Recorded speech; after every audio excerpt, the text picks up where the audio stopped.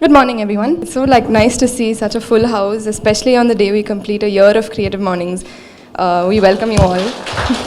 Thanks. So a little about today's speaker. We have Aliyeh Rizvi with us, who is the founder of The Native Place.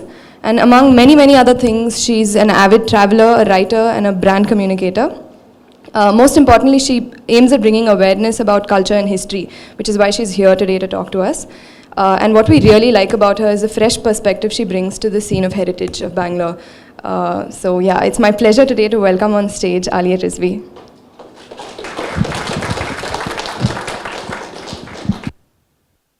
Hi. Before I start, I just have a couple of questions to ask. I want to know how many of you here are Bangaloreans by birth? Is that 40%, 50%? 30%. How many of you are Bangaloreans by longevity? Like you've lived here really long enough to consider yourself Bangalorean? And how many of you are really, really new and Bangaloreans by attachment? Okay, fine. So for those who've, I think, been here and been around, a lot of what I'm saying may not be necessarily new. And I'm essentially a writer. I write on travel, heritage, and culture. And so I thought that I would take you through a journey. Because as writers, we're always concerned with, as travel writers, we're always concerned with this sense of place, where time and space, people's histories and geographies interact with human experiences. So this what, why is always something that we try and bring out in words. And so I thought that I'd take you on a journey of people and places and ideas of other people also that have profoundly impacted the way I now travel through Bangalore. And before I start, I just want to thank all of you for being here on a Sunday morning. Sundays are precious.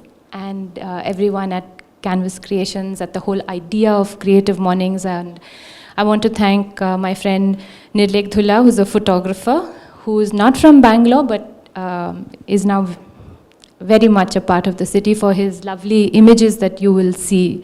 Thank you for lending them to me. And thank you, everybody. Thank you, Bharat, for this lovely space. So I wanted to start by explaining, I'll just go back to that side.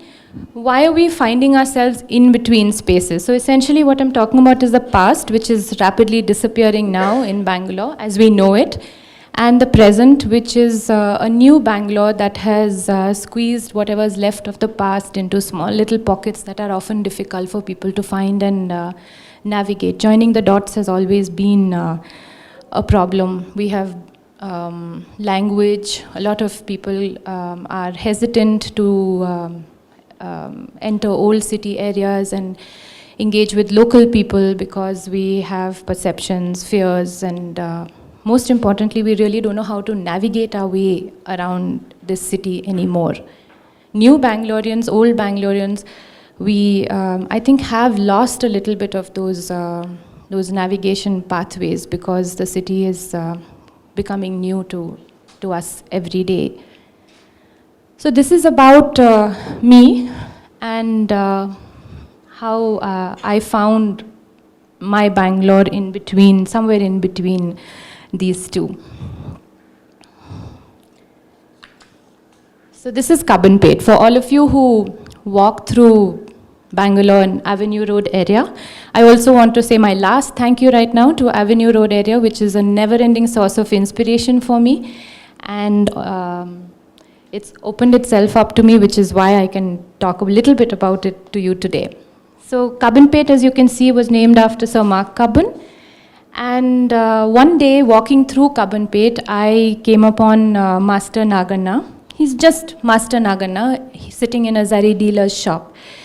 A lot of Bangalore, I found, happens just walking around, just sitting around. You know, Bangalore happens to you. You just sit, and the city constantly works itself around you to welcome you in.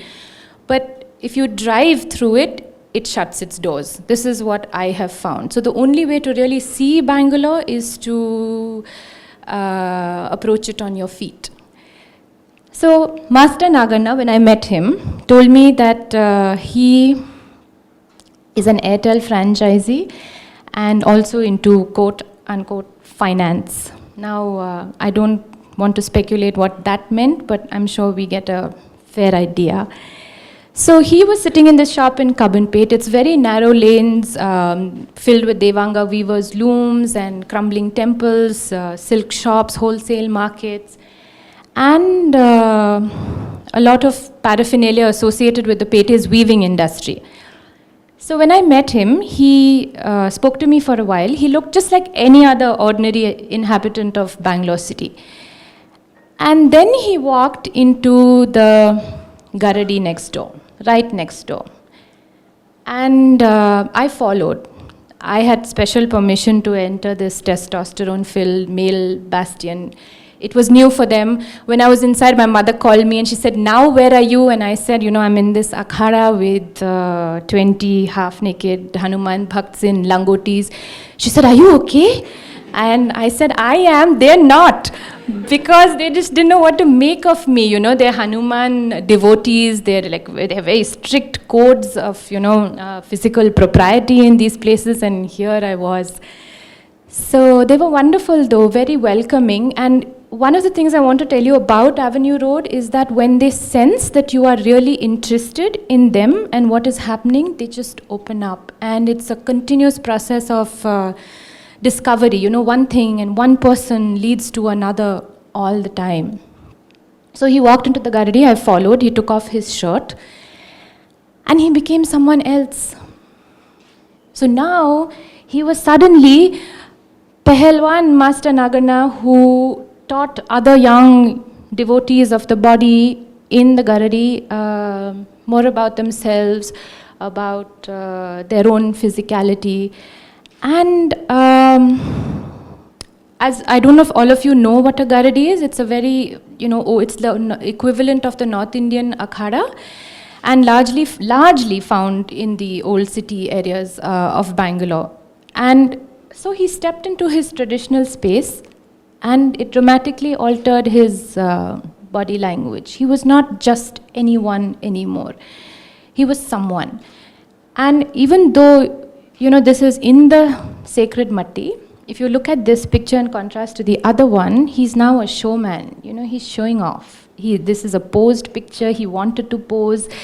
And strangely, all of them really didn't mind being photographed in their loincloths at all, So no matter what body type, they were extremely comfortable with it.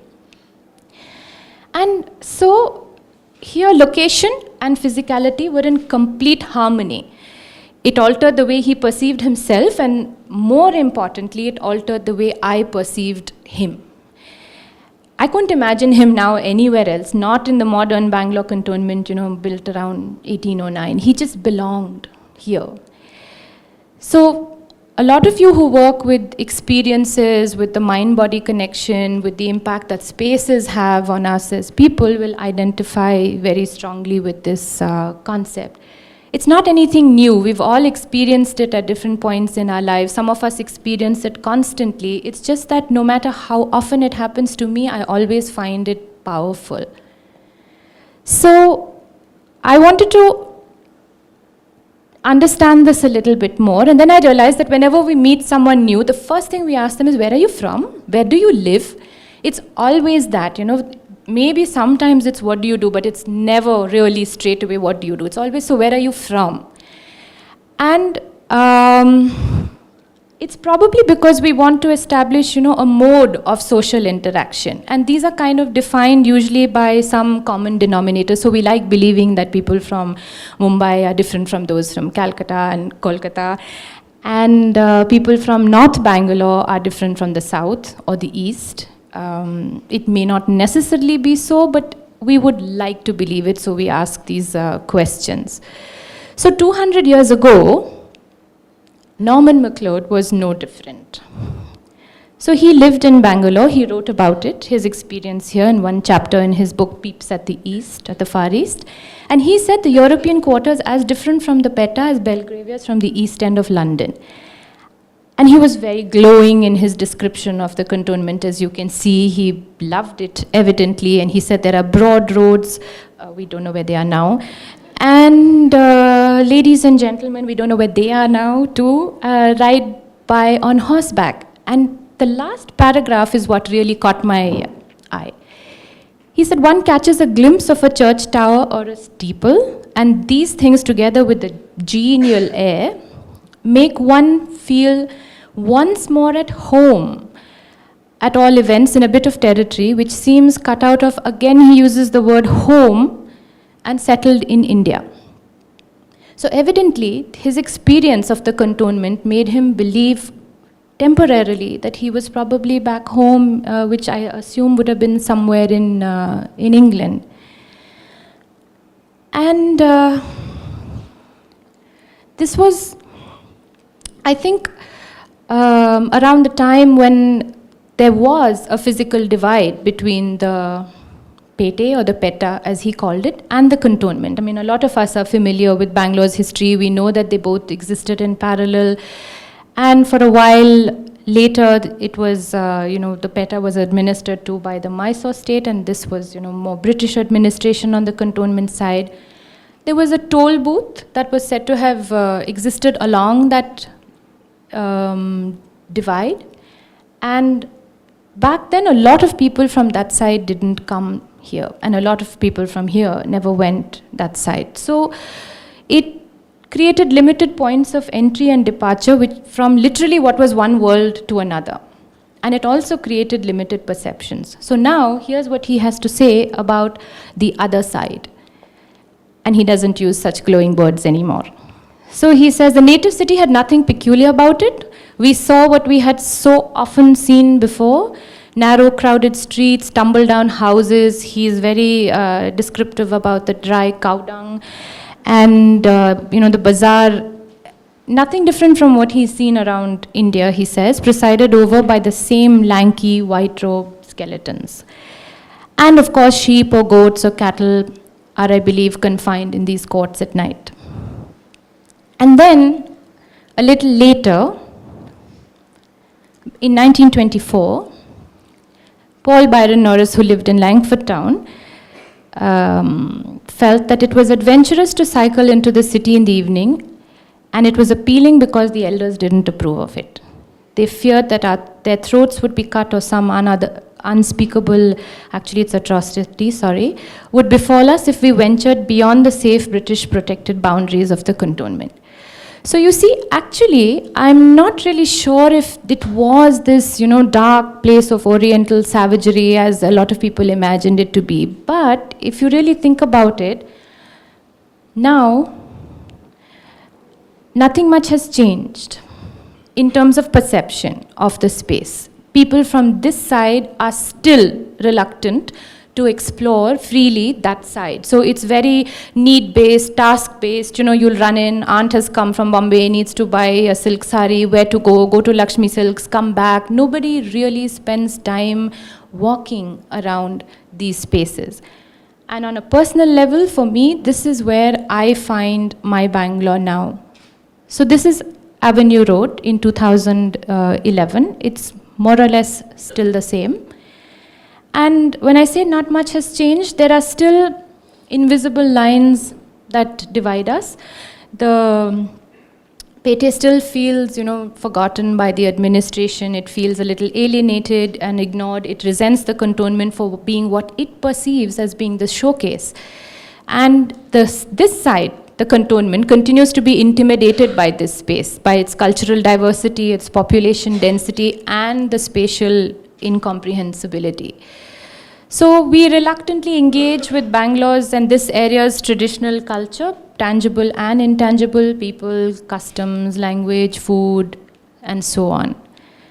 So, Master Nagarna's Bangalore is also Bangalore. My Bangalore is also Bangalore. So the question is there space for both these Bangalores in Bangalore, and how does that happen?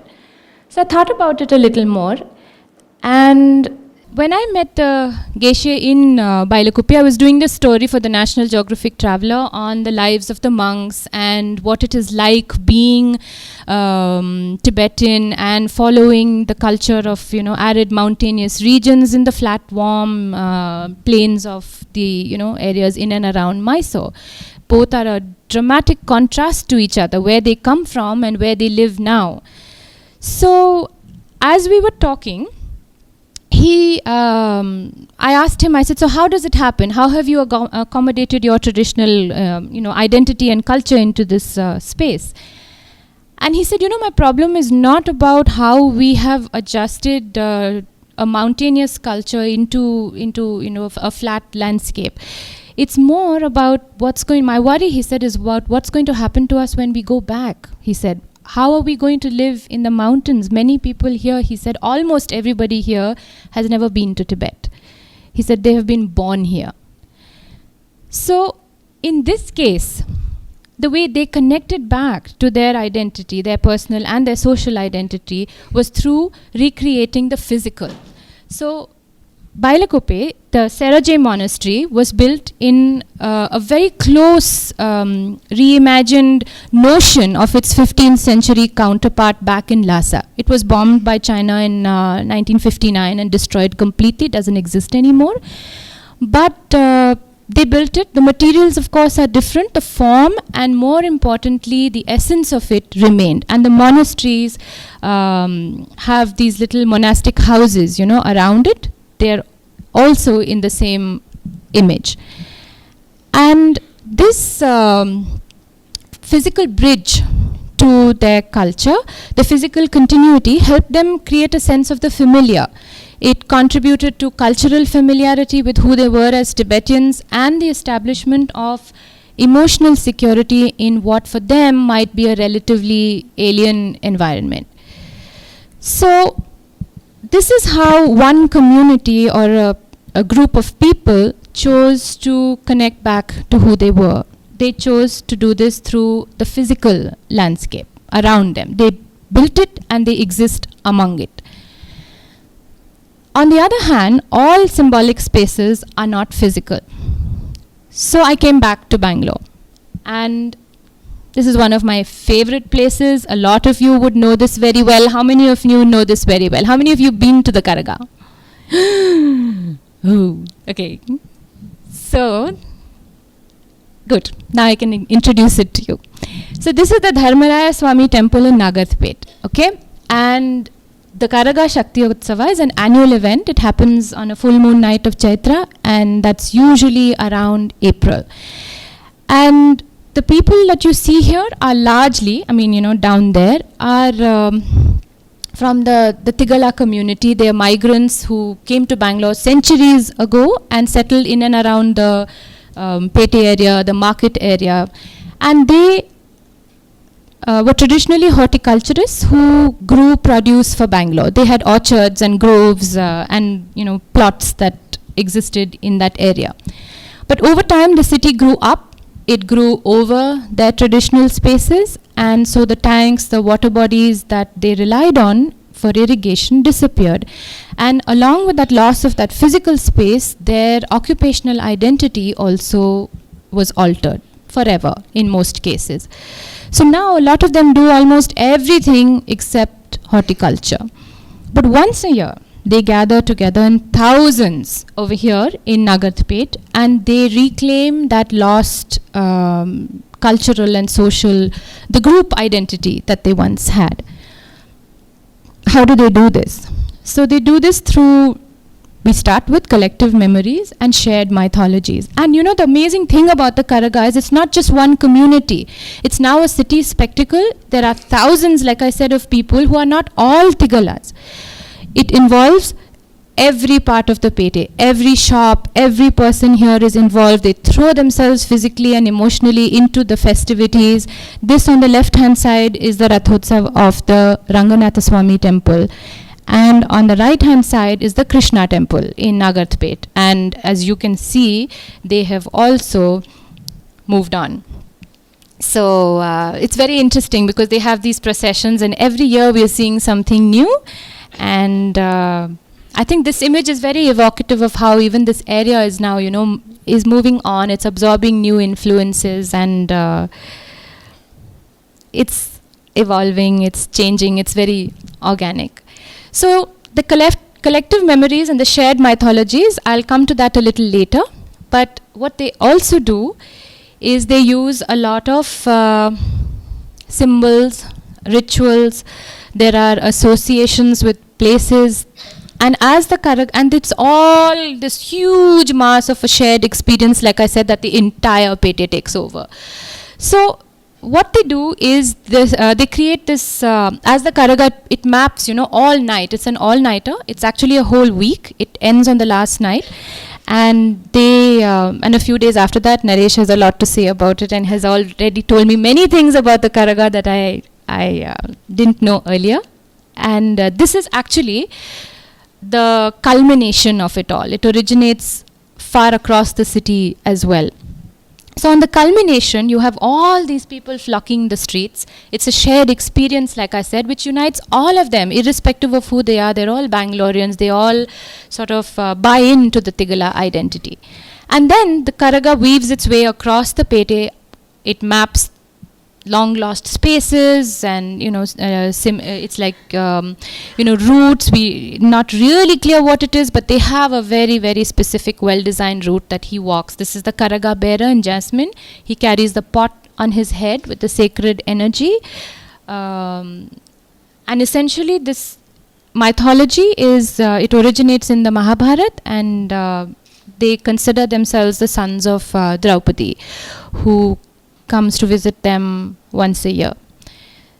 On the way, they stop at the Dargah. This is the Tawakkal Mastan Dargah. And so now the shared experiences are also the rituals, the symbols, the imagery, the associations all become shared with other communities. It's not just, within themselves. So at about 3 o'clock in the morning, anyone who has staked out, at this Dargah will find that it is an incredible experience. I have gone every year, and nothing prepares me each year for the time when the Veera Kumaras, who are the men with the swords and the garlands, they come into the Dargah. Now when I'm talking about rituals and symbols, this what he's doing is the Alagu Seve. So they light the camphor and they do this, it's like a choreographed movement with the swords that they all come in and do as homage to the saint. And they wear yellow, and there is a strong imagery of yellow because yellow is an antiseptic color. The Ammans from Tamil Nadu were essentially pox goddesses at one time, so yellow has implications of healing. So there is turmeric, the turmeric root that they wear around their wrist. There are lemons that they that the Karaga distributes, because lemon again is seen as antiseptic and curative. So they come into the Dargah at about 3 in the morning. They bring the processional idols from the Dharmaraya Swami temple, and they settle down to wait for the Karaga to appear. And at around 4 o'clock, there is, this heightened activity, and everybody suddenly comes to life because we hear the ringing of the bell, and it's dark, and you just hear this bell in the distance, and you know that he's coming. And then he comes in, and there's pandemonium, everybody climbing on top of each other. Every square inch of space is filled, roof, windows, wherever. And he circles the Dargah 3 times. He exchanges lemons with the Khadim at the Dargah. And in the meantime, while they're waiting for him to come, the Veera Kumaras and the Khadim and everyone at Dargah, where were you last year? I went to Bombay, I didn't come. So there is a very old association that they have with this space. So he goes around 3 times and then he leaves, again leaving behind just a few jasmine petals on the floor. And when they go around with the processional idols, and you're standing on the outside here, and all you can hear from inside the Dargah are shouts of Govinda, Govinda, Govinda, Govinda. Every year, like I said, I know it's going to happen, and still my hair stands on edge, because it is the most unlikely sound that you would expect to hear from inside the sanctum. I mean, we all respect each other's faiths, we all share it with friends and people who are close to us, but this is one of those few instances where we take our rituals into someone else's sacred space and perform it there. That is unprecedented. And so this, for me, is one of the biggest examples of how we actually, at some point, achieve a collective identity as Bangaloreans. And it's very important because it comes from a sense of sharing, a physical sharing in physical spaces that it is closely connected to. So like I said, this is Draupadi Amman with the 5 Pandavas. The Dharmaraya Swami temple is dedicated to her, and it recalls the Tigala identity and their symbolic spaces and originates in a story from the Mahabharata that's available everywhere. A lot of you might know it. And it celebrates the annual return of their mother to the city. Other communities too have reimagined Bangalore's spatiality to find a place for themselves in it, to create a sense of belonging. So this is the Alsur Pupalaki. It's under the metro, so again this image is very evocative because the chariots that come in are from areas in and around Alsur. They come in for the symbolic wedding of Someshwara and Kamakshi. It's located near the Someshwara temple in Alsur. And it's very competitive because all of them have little labels telling you where they've come from. Again, this recontextualization, this moving on is very interesting because earlier they came, lumbering on wooden chariots. Now a lot of them come in on Massey Ferguson tractors, spluttering away with kerosene and all, but they come. And so I'll just go back to that for a second. Okay, sorry. So they all huddle together under the metro before they proceed, back to the temple. And this is where, there's this huge chariot of Kamakshi and Kempamma who wait for Shiva under the Bangalore metro. And they do it, what is amazing is they're traditional communities, but they just absorb and they move on. It's like, yeah, okay, fine, enough of crying over the fact that, Alsur was once a jackfruit grove and it's not there anymore, and yeah, there were Hoblis from Kempagowda, blah, blah, blah, blah, blah, finished. Let's move on now. The metro's there, let's get on with it. She has to meet him under it. So they've just done it so beautifully. And so it's the same with the Basavangudi. And this is, of course, this is the Eat Fest. So we have peanuts, boiled peanuts, roasted peanuts, masala peanuts. I mean, you go nuts about it. And he evidently has, as you can see, he's using his body to sell his product. So this is a gathering of farmers every year that reclaims Bangalore's agrarian past in that particular area. So again, it's connected to mythology, but and a lot of imagery, but that is what has sustained it, and that's how it endures. And again, all these that I have shown you, very often people like you and me are never seen there. So when you do go, you are, you stick out like a sore thumb, and they notice you because they know, who comes and who doesn't. And when they see you, sitting around, chatting, squatting, eating your fill of peanuts, like I said, they open up to you and they welcome you in. And that is how you really feel like you're finally on the inside of a city that we have grown up in and never really explored.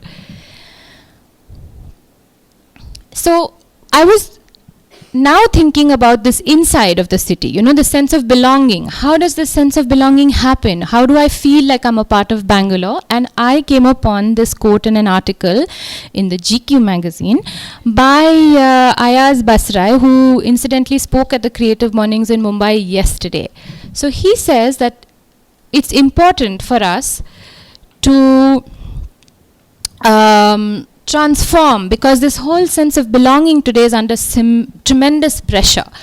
People move around often, they stay in places briefly, they're often far from home, there's increasing social fragmentation, there's physical displacement, there's cultural homogenization. So if we all wore t-shirts and, grey t-shirts and jeans and drank and held a glass of Coca-Cola in our hands, how would we know who we were, right? I mean, how would we, there were at one point some markers that told you who was who. So it's chipping away at this phenomenon. But why is belonging important, like I said? So he says that, and he places this in the urban context, he says it's very necessary for a transformation from being what he calls observers and consumers of the city experience, to redefining our own spheres of influence. So in compacted cities, the spheres end within a few inches of us. And this is the biggest reason why we're comfortable keeping our own homes clean, but chucking junk on the outside. It's this felt distance, which is really important, the felt distance between the city and us that breeds this apathy. So we're not just comfortable keeping our homes clean and chucking junk on the outside, but we're also comfortable when a building gets knocked down, when 800 trees get cut for road widening. I mean, who cares, right? It's not my home. It's not my tree growing on this side of my compound wall. So let's face it. Change is inevitable. We tell ourselves that, we pat ourselves on the back, and we go back to sleep. But apathy that he talks about, it doesn't build vibrant cities. It doesn't create close, meaningful communities and relationships. And it does not retain talent or build economic and cultural capital. And most importantly, it just does not allow us to linger. So we run in, we run out, and we don't really care about the city anymore. So this felt distance is what needs to be bridged. But to feel comfortable here, to be happy enough to contribute to the city here, you need to assign positive values to your experiences, right, in the city. And these positive values can hopefully help from a tree being cut down or a house becoming rubble tomorrow. And how does that happen? Back to the issue of belonging. So Christian Norberg Schulz is a Norwegian architect, theorist, architectural historian. I don't know too much about it, but I just love this quote of his, which says, to belong to a place means to have an existential foothold in a concrete, everyday sense. And he works very, very deeply on the phenomena of belonging. How is that created? And he says, and he taught me, that it comes through two things. One is orientation, and the second is identification. So orientation gives you that existential foothold. It shows you how deeply you are connected, and it relies heavily on what are called on spatial structures, spatial markers. So a lot of you might know when you move to a new city, the day you start identifying where are the one-ways, where is the cop hiding around the corner, your links, your nodal pathways, and you get a sense of the city's spatiality. You instantly, it's a slow process, but you start to feel at home. The second aspect is, once you connect to spatial structures on a physical level, it's identification. Now those physical structures have to have some meaning for you. So this is not necessarily, okay, this is where I buy my milk from, and this is where my children go to school.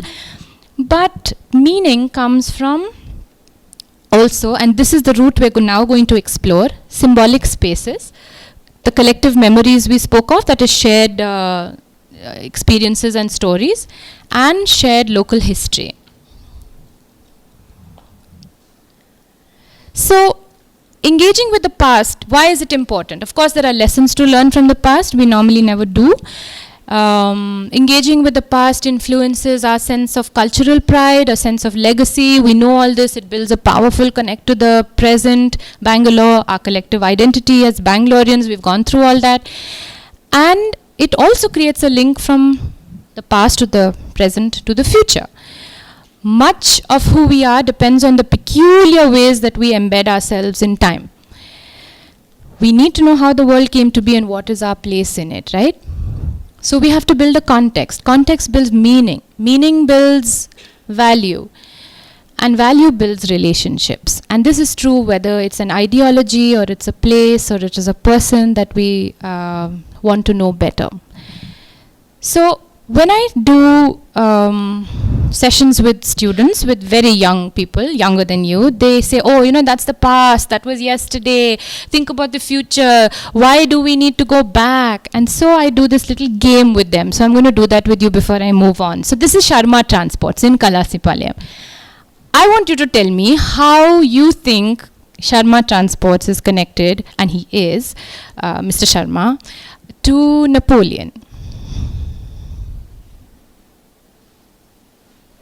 It's not a classroom session, so you can, tell me. Does anyone know how Sharma Transports is connected to Napoleon? Anybody? No? Very close. Very, very close. So, This is the Battle of Waterloo that Napoleon lost. And he is connected to Sharma Transports because it's their office, one of their offices is very closely connected to the Bangalore Fort and Tipu's armory. So, okay. So the armory is right behind the bus, stop where they gather. And of course the armory is where weapons were stocked during the 3rd and the 4th Anglo-Mysore Wars. In the 4th Anglo-Mysore War, Tipu fought against Arthur Wellesley, who was appreciated for his efforts and went on to become the Duke of Wellington. And as we know, if we did pay attention in school, which I didn't, Arthur Wellesley, the Duke of Wellington, won the Battle of Waterloo and he fought it against Napoleon. So, when you actually look at it on a very broad level, the past is the present. We're never disconnected from it, by association. We're always connected to it through meaning, through context. So when you look at time as a linear function and you say, yeah, that was then and this is now, that's not true, because even if we don't have it around us, it's still in our DNA, we have memories, we have experiences, we have connections with places we don't really probably understand, but it exists. So similarly, another one, okay, I'll give you one more chance. Hyder Ali and the masala dosa. Somebody, please, redeem yourself. No? None at all? Okay. So, Hyder Ali laid down Lal Bagh. It was the Sultan's pleasure garden, but when Bangalore became a cantonment, it was transferred. It became a British economic garden. It was re-laid out by Benjamin Haynes. He was a Tranquebar botanist. And he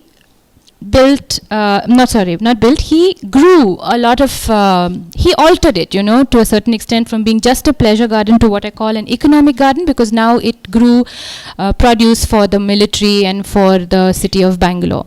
So he introduced the potato to the city, which was grown outside Nandi Hills.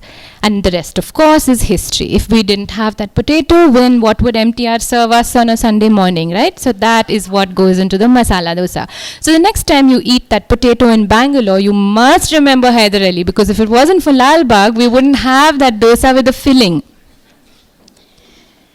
So indirectly, if you really look back and you play this game constantly in your lives, you'll find that we're always connected to something centuries ago. Somehow there are connections. We may not be experiencing them physically right now, but they exist. So if we say that the past is redundant, then I beg to differ, because this is just a small example of Tipu's rockets. That is a rocket man. He was called a joke, and this is his one of his rockets. And both Hyder and Tipu were one of the first to use rockets for warfare, because when gunpowder was invented in China, they used it mainly for fireworks and other ornamental reasons. They're considered to be the pioneers in rocket projectile technology. And 2 specimens of this are preserved, and a picture of the rockets being used in the 4th Anglo-Mysore War hangs. Apparently it hangs, that's what Google tells me, at the headquarters in NASA. And it's a long story. This is a completely different presentation of how from that elementary structure that was fired from a little mound, innovations and developments went on to take it far, far from where it was today. But if we didn't have the past, right, then we wouldn't actually have the present and the future either. So I still kept thinking about this, about the relevance of it. And one morning I was standing with a friend outside my favorite place in Bangalore. This is the Bangalore Fort. It is said to have been built either by Chikkadevaraja Vodiyar or by Kempegowda. We still don't know for sure yet. Nobody does. I was sitting at the ASI library one day with a colleague of mine, and we were sitting back to back and going through, feverishly trying to figure out who built this. And she's from behind me said, you know what, it's Kempegowda. I found this book that says Kempegowda. And I said, you know what, this one says Chikkadevaraja Vodiyar. So we still don't know who it is. So we just say that, it was built by either one of them, and it stands in the heart of busy Kalasipal. So we were standing out there. She was a photographer. We saw people go in and out in exactly 10 to 15 minutes flat. And she said, is there nothing to see inside? Why are they coming out so fast? There's a little stone plaque over there that tells you when it was built, but it doesn't tell you the stories and the meanings of the fort. And there are many. So I said, it depends, on what it is you can see. So we went in and we came out in an hour and a half. This story led to a project called The Tiger Comes to Town, which I facilitated when I worked with at Srishti in Yelahanka. It was called The Tiger Comes to Town, like I said, and luckily for us, it was the 150th anniversary of the ASI. And so they had a space. They said, we want people in different cities to do something to celebrate heritage, but we don't have the bandwidth and the time. So if you are willing to take this on, great, we'll give you the fort. I mean, how often do I get a fort, right? So I said, yeah, sure.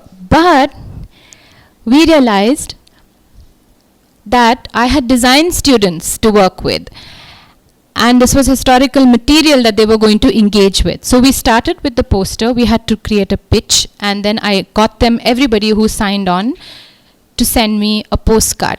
Because if we're talking about the past and its connection to the present, I didn't want an email saying, yeah, I'm on. So they actually had to go to the post office and get that postcard stamped and send it to me. So the idea of the project was to connect the public to Bangalore's local history and heritage sites, as well as identify more relatable contemporary ways to maintain this involvement with the past. So there were a lot of things that happened over 6 months. The students went on walks. That's Arun, who flagged it off with a beautiful Bangalore walk on Avenue Road. That's Suresh, who a lot of you might know. He took them on a visual walk through Sampangiram Nagar on local imagery, signage, symbolism. And they mapped the site and they went on a field trip to Srirangapatna. So right now they were completely, engaging with material and text and archives and stuff, and they would come back and tell me, all kinds of things that they had discovered. I was a little apprehensive because they said we're design students, we don't read, we don't engage with text. So I said, oh God, this is all about reading. So we went on a field trip to Srirangapatna. And something changed. When we went to Srirangapatna, they were full of information and dates and places and people and chatta all the way through on the bus. Then we reached the mausoleum where Tipu is buried. And when they went in and they came out, they were silent. And they were silent on the way on the bus back. And I was like worried. And then they said, when we stopped to eat, they said, up to now, history was just words for us, that we read. But stepping into the mausoleum and the way it feels, the people who come in, the kind of feeling that they bring with them, and he's lying there between his parents. I mean, he had parents. I said, yeah, that's surprising but true. Between his father and mother, he's lying there. They said, he just seems real. And finally I said, what, hallelujah, there is a connect that has happened here. And then everything changed. That was like the turning point, that physical visit to a space. So while there are many ways of building identity and connect, I have always, like I told you, been interested in the power of place. So then they came back and they went on to actually translate that information into different things. So there was a performance technique workshop that they went through to understand delivery, dialogue. They went through a docent walk training, which was to be guides. They took over about 250 Bangaloreans over a weekend on the 19th and the 20th of October in 2012 on guided walks around the fort over one weekend. They worked on a shadow play, so they looked at different mediums, audio, performance, and design, and they scripted, designed shadow puppets. They produced a soundscape about the Battle of Bangalore. This was for children, school children. And we were very particular, and I insisted that it's not just going to be English-speaking students. It has to be disadvantaged children, children from different institutions who work with underprivileged children, government school children. So we did this in English and Kannada because, hey, it's as much their fort as it is ours, right? And they worked on building collateral. So they did a booklet about the fort, different aspects of the 18th century and how the fort was located in it, and so the information panels broke up that information, and we also had a little merchandise. There were t-shirts that the team wore and everything. So those are panels from the shadow play, and we had them taking students and other people from Bangalore on a walk.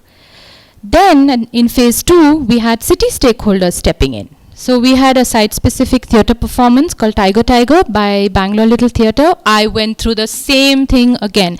I had actors who engaged with the script. They were looking for subtext. They were thinking about, Tipu, we read this about him. Hyder Ali didn't have any hair. He shaved every day. Oh, that's wonderful. And then they went to Srirangapatna. They chattered in the bus all the way there. They came back quiet. And it was unbelievable that there were two different groups of people, and it was the same space that impacted them in exactly the same way. They came back quiet, and suddenly the enormity of what they had volunteered to do fell on their heads. So they realized that they were actually going to be people who were lying dead over there. And they were going to be those people in a place where they had walked. So the guy who was playing Tipu said, what if I don't do him right? I said, there'll be a rock that will dislodge itself and fall on your head, and the spirits will speak. So they were suddenly overwhelmed, by this whole physical experience that they were undergoing. Till then, they didn't have any sense of it. It's just another script. And then we actually did the play. And there is the first scene where Fakhrunisa, his mother, comes in. She's got this little candle. She walks there and, on cue, she lights it, and the azan goes. We managed to get the cues right. The azan went. She dropped it. Hyder Ali walked in, and there was this pause, and somewhere in the city there was an azan that started. It was surreal. Because it was open air, it was a cold December night, the fort looked beautiful, it had been lit up. And so they stopped, and she said, wait, truth of the moment, waited for that azan to finish, and then we continued. Then we came to the battle scenes, and there, Purnaya is standing, and he's telling Tipu, he says, Sire, do you see the tower of Somarpet, falling in the distance? And the breeze started, and there they were with their hair and their costumes being whipped up, and the moon sailed across the sky, and I said, oh dear, this is like really a public history project, because we had so many stakeholders. We had an educational institution, Srishti. We had a government organization, the Archaeological Survey of India, who were our collaborators. We had the cultural community represented. We had the student community represented. We had a lecture series with the Vishveshwaraya Institute of Technology, and dealt with the science and technology in the 18th century. A science center, and at this point Ganjam stepped in, the jewelry house, and they said, this is also our anniversary, and we have a very strong historical connect with the artisan village of Ganjam in Srirangapatna, so we would like to take on the cost of this entire production, which was quite immense, because the fort, as you might know if you've been there, has not even a chair or a rock or a bathroom to sit on. So you have to put in performance infrastructure from scratch, which was very, very expensive. And they just took it on, and everybody came together. Bangalore took it over. They blogged about it. The newspapers wrote about it. And it was quite a tremendous experience for us. When people talk about apathy, it just changed. Always. We have to leave a mark. So, at the end of the project, we sat with them in the fort for feedback, and the students said that the mapping exercises created intimacy. They created a personal relationship with the space. They used words like ownership, a sense of protectiveness. They had a sense of being on the inside now, And they said, the way I see the city has changed, Bangalore will never be the same for me. And I had actually all the ingredients in place. I had a spatial structure, the fort. I had meaning. It was the site of the last spirited defense in the Deccan before it completely opened its gates to the East India Company. I had meaning, which I just told you. I had information. It was the site of the Third Anglo-Mysore War. And I also had apathy. I had 11 students who lived in Yelahanka. 9 out of them were not from Bangalore. They were from out of town. 2 were from Bangalore, but all of them lived in Yelahanka on campus. So there was a huge physical disconnect from the city. But now in the course of the project, they were wandering around. They were speaking to people. They were overcoming barriers of caste, language, community. A lot of them, their idea of mixing with the locals was, I speak to the guard at the gate, that was fine. In one of the projects, she said, I actually spoke to him to ask him about the area. So they didn't extend themselves till this point.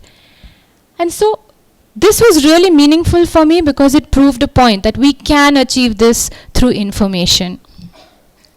And so, because it was a public history project and the entire city got together, we realized that cities have the capability of providing something for everybody, only because and only when they are created by everybody.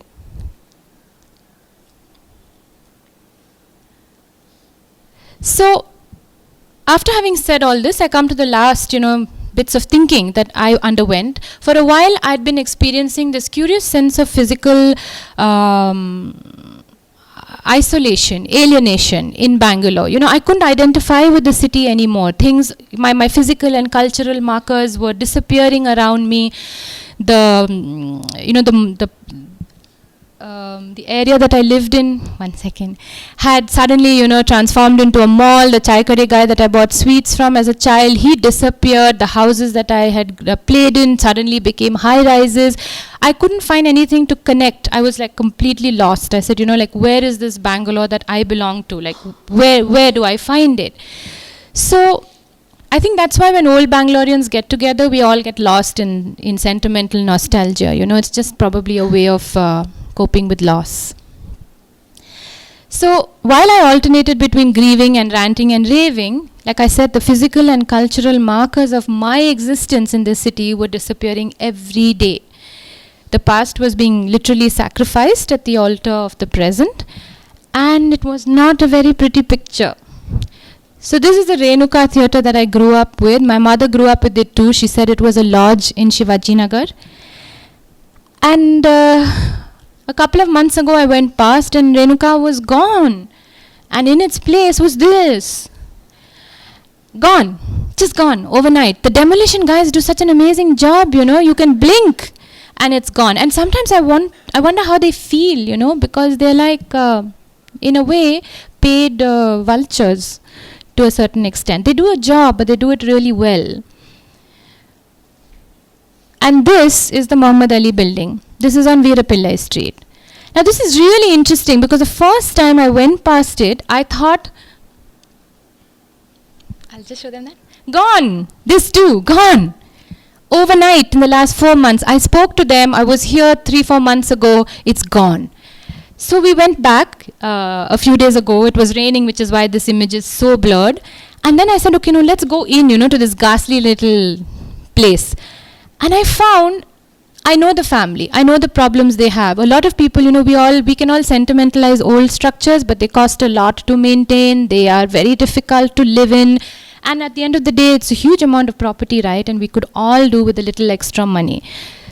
So what they've done is, they've taken the courtyard. I'll just go back to the previous image. This courtyard, and they have very cleverly sandwiched the shopping center bang in the middle of the courtyard. It's obviously a cheap, temporary thing. The walls are just about, 5 inches thick. It's just little boxes. They have kept the periphery. There's about 4 feet of a gap between the shopping center and the... And this is extremely important because this was one of the last surviving mews in Bangalore. These at the bottom were stables where, landed gentry rode into town, they stabled horses. Sometimes, the ostlers and everybody, just like they did in London, they lived on the top, and then it was built by Yajaman Muhammad Ali, who was a wealthy businessman and philanthropist. He didn't see it as a muse, but it was actually built along the lines of one. The family still lives upstairs. So they've managed to find a way to make the building generate revenue, and still the upstairs, thankfully, is intact and they still live there. Now they could have taken help, they could have spoken to someone, this could have been a more aesthetic venture. They didn't. It sits very, very badly with the rest of the shell, but they at least had the sense not to knock it down. And this fortunately still exists. And this is the reason why I'm speaking to you. Because urban forms are made out of not only material and things, but out of meanings, language, and symbols. It can be relatively easy to knock down a building. Imagine this going someday. But it is much harder to demolish a space which is composed around experience, memory, and imagination. This is... there were losses, as you can see, but there have also been a few minuscule gains. So this is in Malleshwaram, and we of course have a beautiful building. Thank you, Naresh, for keeping it going. And we also have Raintree. And so there is a way. There is a way. We just have to find it. It takes a little time, a little effort. You need to do a little homework. So there is a way to make it happen. So, you know, cities around the world, city stakeholders around the world have figured out that there is a way. And the way is to create utility value for the past. You have to monetize it. If you don't monetize it, it will not happen. It will just lie there. It will be meaningless and it will go. So, you know, we need to build, like they do, an entire museum out of the chair that George Washington sat on. This is the chair he sat on. And there's memorabilia, and there is Washington t-shirts and Washington mugs and a space dedicated to the chair. We need to build stories around things. But then you see, we have heritage pouring out of our ears. We prick it and it's in us. So we tend to take it for granted. We don't see it the way other people do who don't have it. Modern cities who don't have it value it. And alongside, you know, repurposing the physical, we, in our ways, can also become custodians and messengers of meaning, right? So you can preserve those photos, you can listen to family stories, you can share them, and we can all hold on to what's left. And now what I do, the last part of this, is I work with the relationship that we have with history, culture, and places through experiences. So this is Native Place. For me, it's symbolic because, you know, I work with the local, I work with places, and how we can have more meaning through information. And the information comes through documentation projects. We do visual walks, not heritage walks. So these are mapping exercises that allow you to look and see the city differently. So they are theme-based, so you can decide whether you want to do, like, for example, a sensory experience of Avenue Road, or you want to look at it as a site of transformation, or through people and processions. So if it's a large enough group or an institution, we put together these experiences for you. So it's interactive. You don't get rushed from one place to the other once you know who built it and in which year. You stop, you talk, you eat, you experience. It takes time, but if you have it, then the city waits for you. And we're looking at building collateral. It's right now an AIM office entity, so we work largely with partnerships and collaborations. Anybody who wants to come along, has an interesting idea, most welcome right now, because it's very young and very small. And why I'm working with information is because, so you might, the Yelahanka Gate Anjaneya temple may mean nothing to you, as Bangaloreans and non-Bangaloreans alike. But one day, I might tell you that this is where the Yelahanka Gate is said to have stood, and it marked one of 9 that led into the mud fort around the Pete that Kempegowda is said to have built in 1537. So now you know that. The next time you drive past, you might want to look at it again. The next time you might want to tell someone, oh, this is where Kempegowda built the gate. This is the Yelahanka gate, like really casually. Now you're the custodian of that information. And then you might assign a value to it because it makes you feel good, right? You know it, you've created a connect to it. And a connect, like I said, to Bangalore's past would have been made through the present. And sometimes, just sometimes, it can change the way you see the city.